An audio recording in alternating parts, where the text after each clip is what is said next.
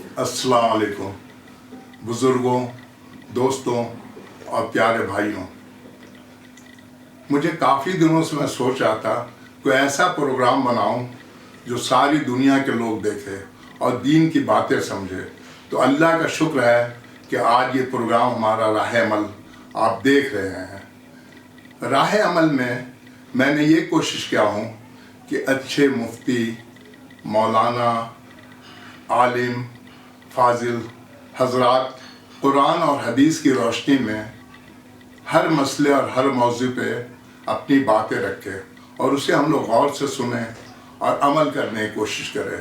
تو آپ سب سے پہلے یوٹیوب میں جائیں اور راہ عمل دیکھیں اور اسے سبسکرائب کریں تاکہ جو بھی اس میں پروگرام آئے آپ اسے دیکھ سکیں، اور اپنے دوستوں اور عزیزوں کو بھی شیئر کریں تاکہ وہ لوگ بھی اس سے فیضیاب ہو سکیں، اور اسے لائک کریں۔ انشاءاللہ آپ لوگوں کی اس کوشش سے ساری دنیا میں ہر گھر میں دین کی باتیں گھر گھر تک پہنچ جائیں گی۔ عمل سے زندگی بنتی ہے جنت بھی جہنم بھی، یہ خاکی اپنی فطرت میں نہ نوری ہے نہ ناری ہے۔ آج راہ عمل کے پروگرام میں رانچی کی وہ شخصیت آئے ہوئے ہیں جو کسی تعارف کے محتاج نہیں ہے۔ آج ہمارے بیچ جناب مولانا ڈاکٹر محمد اصغر مصوائی صاحب، جو عیدین امام رانچی ہے اور بریاتو جامع مسجد کے پیش امام ہیں، اور اللہ کا شکر ہے کہ ٹونڈا کالج میں اردو شعبہ کے پروفیسر ہیں، جو آج ہمارے بیچ تشریف لائے ہوئے ہیں۔ میں ان سے گزارش کروں گا کہ دین کی باتیں، کچھ عمل کی باتیں راہ عمل میں بتلائے تاکہ جتنے دیکھنے والے ہمارے ہیں اس پہ عمل کریں۔ بسم اللہ الرحمن الرحیم، الحمدللہ رب العالمین، والصلاة والسلام علی سید المرسلین وعلی آلہ وصحبہ اجمعین، اما بعد، فاعوذ باللہ من الشیطان الرجیم، بسم اللہ الرحمن الرحیم، یا ایہا الذین آمنوا کتب علیکم الصیام کما کتب علی الذین من قبلکم لعلکم تتقون، صدق اللہ العظیم وصدق رسولہ النبی الکریم۔ میرے محترم ناظرین حضرات، رمضان المبارک مہینے کا سب سے اہم کام روزے رکھنے کا اہتمام ہے۔ اللہ تعالیٰ تمام مسلمانوں پر روزے کو فرض قرار دیا ہے۔ روزے کا صلہ اور بدلہ پانے کے لیے یہ ضروری ہے کہ روزے کے آداب کا خیال رکھا جائے اور روزے کے حقوق کا خیال رکھا جائے۔ اگر آپ یہ سمجھتے ہیں کہ ہمارا روزہ مقبول ہو جائے اور ہمیں اللہ تعالیٰ سے روزے کا پورا بدلہ اور صلہ ملے، تو یہ ضروری ہے کہ جو اس کے آداب ہیں ان آداب کو بجا بھی لانا ہے، جو حقوق ہے اسے ادا بھی کرنے ہیں۔ مثال کے طور پہ روزے کی حالت میں جھوٹ نہ بولیں۔ اگر آپ روزے کی حالت میں جھوٹ بولیں گے تو جھوٹ بولنا تو ایسی ہی گناہ ہے۔ اللہ کے نبی صلی اللہ علیہ وسلم نے ارشاد فرمایا کہ مومن میں ساری خرابیاں آ سکتی ہیں، مومن جھوٹ نہیں بول سکتا۔ رمضان میں آپ کھانے سے بچ رہے ہیں جبکہ کھانا حلال ہے، آپ پینے سے بچ رہے ہیں، بیوی سے ملنے سے مل رہے ہیں، حقوق ادا کرنے سے، جو تینوں چیزیں حلال ہیں، لیکن آپ جھوٹ بول رہے ہیں، ایک حرام عمل کر رہے ہیں، ظاہر ہے یہ روزے کے آداب کے خلاف ہے۔ اللہ کے نبی صلی اللہ علیہ وسلم نے ارشاد فرمایا کہ مسلمانوں کو جھوٹ بولنا گناہ ہے، اور اللہ نے اس کو گناہ عظیم قرار دیا ہے۔ اسی طرح روزے میں غیبت کرنا، اب روزے کی حالت میں ہے، غیبت جس کے بارے میں اللہ نے فرمایا وَلَا يَغْتَبْ بَعْضُكُمْ بَعْضًا، لوگوں ایک دوسرے کی غیبت نہ کرو۔ غیبت کرنے سے روزہ پھٹ جاتا ہے۔ ظاہر ہے یہ نقصان کیوں اٹھائیں گے آپ؟ جب آپ روزے میں ہیں، بھوک اور پیاس کی شدت برداشت کر رہے ہیں، اللہ کو راضی کرنے کے لیے روزہ رکھ رہے ہیں، تو ان گناہوں سے بچنا ضروری ہے۔ اللہ کے نبی صلی اللہ علیہ وسلم کے زمانے میں 2 عورتوں نے روزہ رکھا۔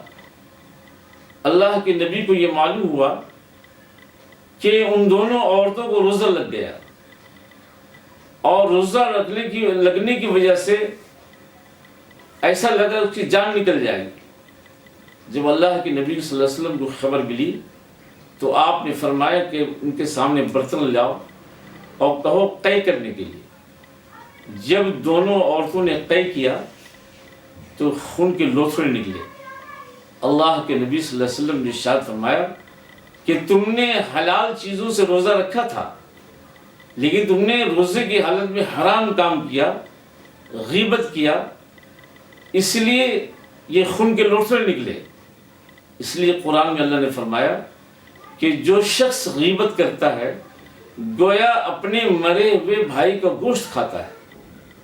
اس لیے روزے کی حالت میں جھوٹ بولنے سے بچنا ہے، غیبت کرنے سے بچنا ہے، چغلی کرنے سے بچنا ہے، اور لڑائی جھگڑا کرنے سے بچنا ہے۔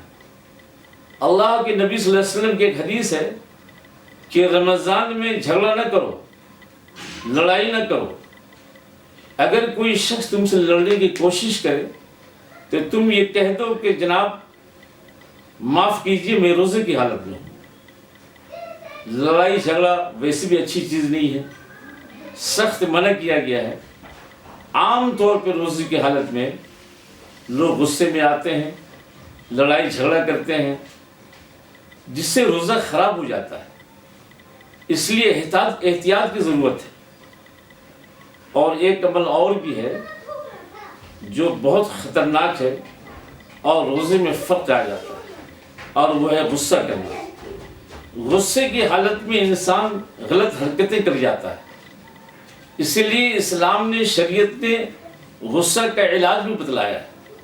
اللہ کے نبی صلی اللہ علیہ وسلم نے ارشاد فرمایا کہ اگر تمہیں کھڑے ہونے کی حالت میں غصہ آ جائے تو اس کا حل اور علاج یہ ہے کہ بیٹھ جاؤ، اور اگر بیٹھنے میں غصہ آ جائے تو اللہ کے نبی نے فرمایا کہ لیٹ جاؤ، اور فرمایا کہ لیٹ جاؤ گے تو تمہارا غصہ کم ہو جائے گا۔ اور غصہ کو کم کرنے کے لیے اللہ کے نبی صلی اللہ علیہ وسلم نے ایک اور حل بتلایا۔ اگر آپ وضو کر لیں گے تو غصہ کم ہو جائے گا، آپ غسل کر لیں گے غصہ کم ہو جائے گا۔ اس کی وجہ یہ ہے چونکہ غصہ انسان کو شیطان کے اثر سے ہوتا ہے، اور شیطان کی پیدائش آگ سے بھی ہے، اور آگ کو پانی بجھاتا ہے۔ اس لیے جب غصہ آ جائے بڑا مجرب علاج ہے جو اللہ کے نبی نے فرمایا کہ وضو کر لو، غسل کر لو، ہاتھ منہ دھو لو۔ تو روزے کی حالت میں غصے سے بھی بچنا ہے، غیر محرم عورتوں کو نہیں دیکھنا ہے۔ آپ روزے میں تمام چیزیں کا اہتمام کر رہے ہیں، رمضان میں روزے کا اہتمام، تراویح کا اہتمام، روزے میں جائز چیز بھی نہیں کھا رہے ہیں آپ، لیکن وہ کسی غیر محرم عورت کو دیکھنا، کسی اجنبی عورت کو دیکھنا، یہ تو ویسے بھی حرام ہے، اور روزے کی حالت میں روزے میں خرابی آ جاتی ہے۔